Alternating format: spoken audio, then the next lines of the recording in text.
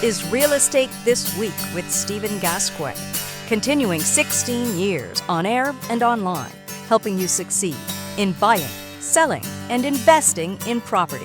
The best real estate strategies out there just for you.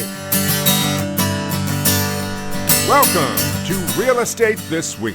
Hi again, I'm Stephen Gasquet, and I'm so glad you're here as we look at a big issue: first-time home buyers and affordability. When interest rates dropped, it definitely helped many first-time buyers qualify for a mortgage and afford the monthly payments. But that's not the whole story.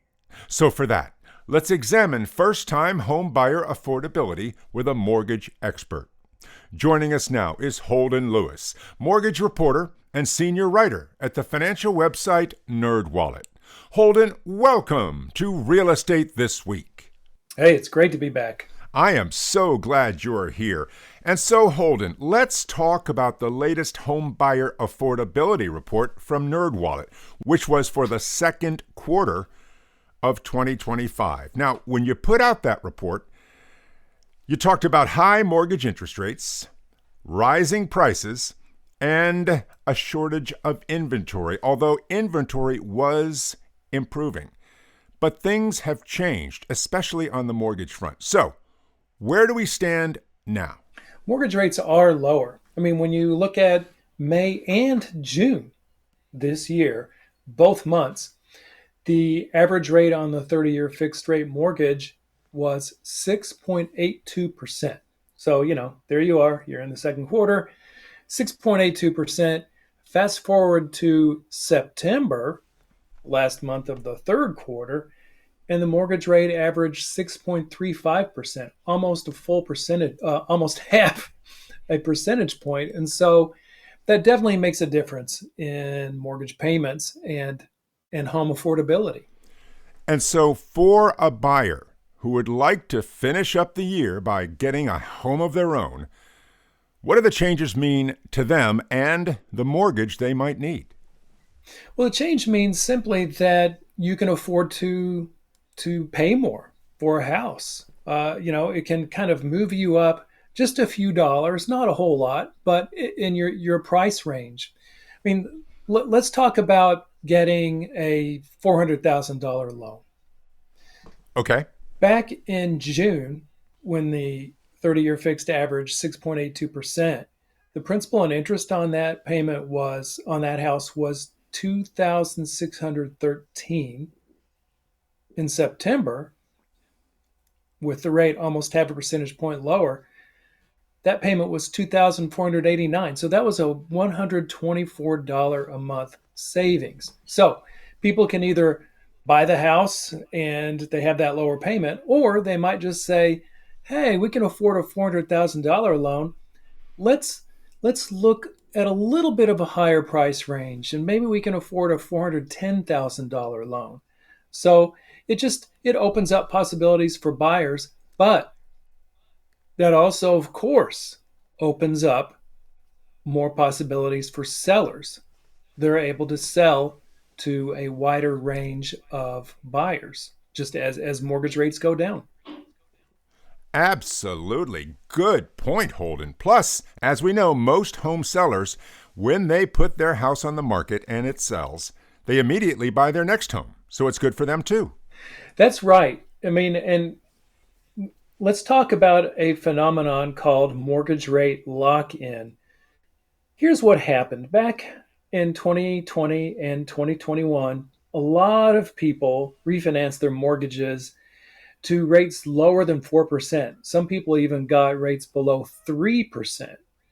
So what's the effect of that? Well, the effect is now that mortgage rates are well above 6%, those homeowners are saying, oh man, I don't want to get rid of my 3.25% mortgage to get a 6.5% loan. I don't want to double my mortgage rate. I mean, that doesn't double your monthly payment, but it does make the payment a lot higher. And so what that means is, people are looking at this and they're saying, if I sell my house now with that really low monthly payment because I refinanced at the right time, if I buy a house even of the same in the same price range, my monthly payment's going to go way up. And so those people just say, okay, I would love to sell, but I just can't afford to. So I'm just going to sit on the house. I'm not going to put it up for sale. And the inventory of homes for sale is going to suffer because of that. And I think there's a couple of things happening. First of all, it's been 4 or 5 years, and a lot of folks are saying, all right, life is happening. My family is bigger. My family is smaller. I want to relocate for a better opportunity, a better job. And so they are listing their homes for sale despite higher mortgage rates. And then some people are just saying, oh, well, you know what? Now that mortgage rates are below 6.5%, okay, maybe I'll go ahead and sell. At least mortgage rates aren't 7%. And I can bite the bullet, find another house, and just hope that I can refinance later. But there's one other factor, which is anyone who got one of those 3% mortgages who wants to sell now is probably sitting on a ton of equity.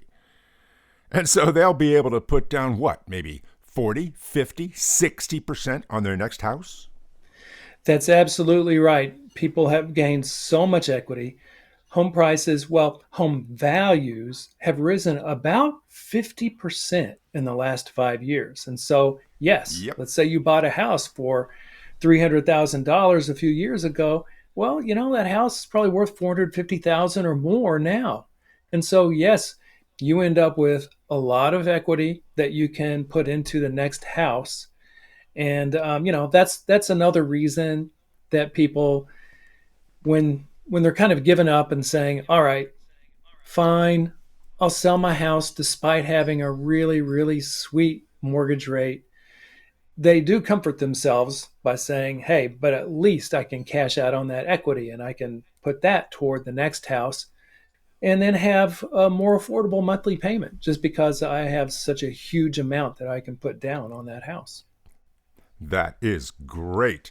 Now, sticking with sellers for a minute, are they facing more competition now that more homes are coming on the market? I mean, when there were very few homes, they could just put up their for sale sign and bam, that place would sell right away. But what about now? We're hearing in many markets around America, more and more homes are coming up for sale. That's right. Inventories have risen, especially in markets like in Texas and Florida, and you are actually seeing prices falling in some of those markets. I'm talking places like Austin, San Antonio, I believe, Orlando, Jacksonville, Miami. Prices are going down. Now, that's partly because of higher inventories. In Florida, there's another wrinkle, and that has to do with condominiums.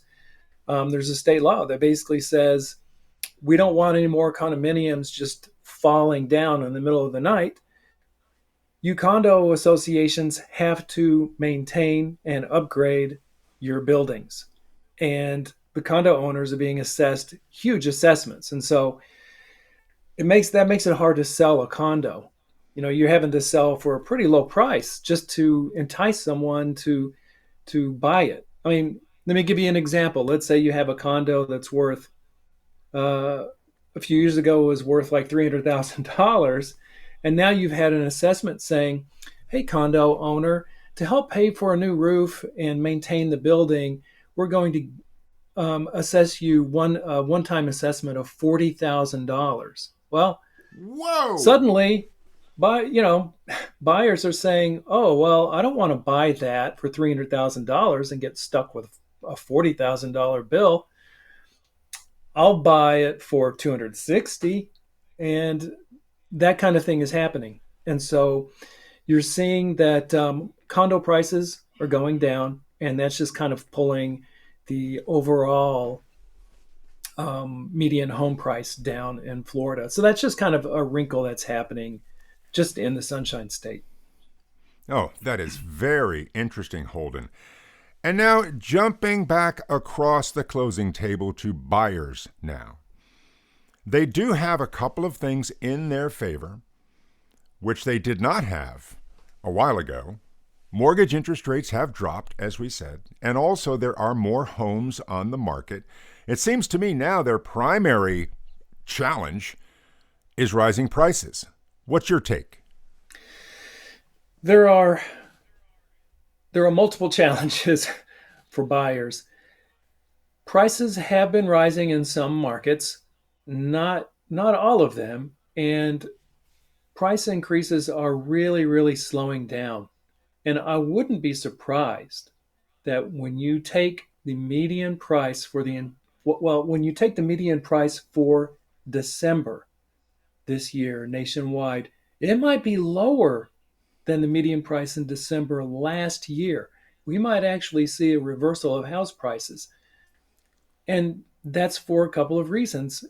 First of all, mortgage rates just stubbornly above 6%. And for most of the year, they've been above 6.5%. And also, there has been a shortage. So, yeah, you are seeing more houses on the market, but when you compare to, say, 2019, there's still a lot fewer houses on the market. So, buyers, they are facing those two headwinds: mortgage rates that are higher than they would really like them to be, inventories that are higher than they were a year ago, but still lower than they were in kind of normal times before COVID. And then you have another wrinkle too, and that is home insurance costs. Premiums have been going up quite a lot. Nationwide, the average home insurance premium is $2,110 a year. But in some markets, like in Oklahoma, for example, they're almost triple that. I mean, people are paying $500 a month for home insurance in Oklahoma. Some people are. And so, we're talking just middle class houses. So, that's another issue that buyers face. But kind of the bottom line is inventory is higher than it was a year ago. Buyers have more choice. And in some markets, sellers are having to compete with other sellers. And that is great news for buyers. Absolutely. And so, sure, it's no walk in the park for buyers, but it is improving. So let me ask you this. Is this a good time to buy a house in the United States? It is a good time if you're ready for it. And I guess that's my answer to that question all the time. But you know, are you settled in your life? Are you ready to own a place for a few years? Can you afford it? In that case, yes, it's a good time to buy a house. Um, should you wait for mortgage rates to go down? Maybe, just maybe. The way you say that, Holden, maybe suggests there's also a maybe not on the way. That is so true.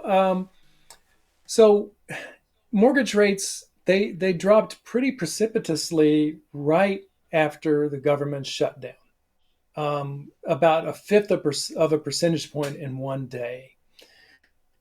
And we don't know if that's going to be a long-lasting decrease in mortgage rates. But when you look at the forecasts from Fannie Mae and the Mortgage Bankers Association, they're both predicting that mortgage rates will fall a little bit in the fourth quarter of the year. We're not talking a whole lot, maybe a tenth or 2/10 of a percentage point. But 2/10 of a percentage point, that can make a difference of like $100 a month on like a $400,000 house. And so, that's definitely worth considering. Well, another question for buyers, of course, is if they're locked in at a mortgage that's like, say, 6.75 or 6.80, can they then take advantage of the lower mortgage interest rates? All right, so that's kind of a complicated thing. So if someone has made an offer on a house and they apply for a mortgage and they've locked that loan and they're getting ready to close, and then mortgage rates have gone down, they might have to just apply with another lender to grab a lower mortgage rate. But it's always worth talking to the lender that they've been dealing with and say, hey, will you let me float down the rate to the current rate now that they've dropped? The lender has the opportunity to say yes or no. Some lenders might say, absolutely. To keep your business, sure. We'll let you, even though you locked a rate, we'll let you take today's rate. In other cases, they might say no. And then if in that instance, you might just have to scrap it, apply at a different lender. You might have to delay your closing, but that might be worth it if the seller doesn't balk. I see. And so the same question we asked for buyers, now for sellers. Holden, considering all the market conditions that exist right now, is this a good time to sell your house? If you need to sell your house today, it's a good time to sell the house and just be really, really careful about the price. If you don't need to sell right now, like if you're looking at saying, oh, I would really love to sell by like next spring, maybe you don't really need to hurry all that much, because maybe mortgage rates will fall. And if mortgage rates fall, then you will have more buyers who are capable of buying your home. And so looking down the line, towards the end of 2025 and the beginning of 2026, are we going to see a more robust market, or will the traditional sleepy winter market take over? I think mortgage rates are going to fall a little bit toward the end of the year. I agree with Fannie Mae and the Mortgage Bankers Association. And in that case, I think that you might see buyers just say, yeah, I'm going to take advantage of that, even during the slow time of year. And if sellers kind of get that news, you might find more sellers are willing to sell during the slow time of the year. So I just think that this winter might not be as sleepy as a typical winter, just mostly because mortgage rates will be lower than they were the year before, and home prices are really, really slowing down, and they might even be a little bit lower at the beginning of next year than they were at the beginning of this year. I see. And Holden, I really want to thank you for joining us on the show today and telling us not only about the latest affordability report from NerdWallet, but also what the recent market changes have meant for buyers and sellers alike. Thank you, Holden. It was my pleasure. Ours too. Holden Lewis, mortgage reporter and senior writer at the financial website NerdWallet. Next time on Real Estate This Week, saving money on your energy bills as we head into winter. From doors and windows to insulation to lighting, we'll tell you how you can cut your utility bills winter, spring, summer, or fall. That's next on Real Estate This Week. And until then, I'm Stephen Gasquet, and thank you for listening. A brand new episode of Real Estate This Week with Stephen Gasquet drops every Thursday, everywhere. And you're invited to listen, subscribe, and follow us. Just look for Real Estate This Week with Stephen Gasquet. The best real estate strategies out there, just for you.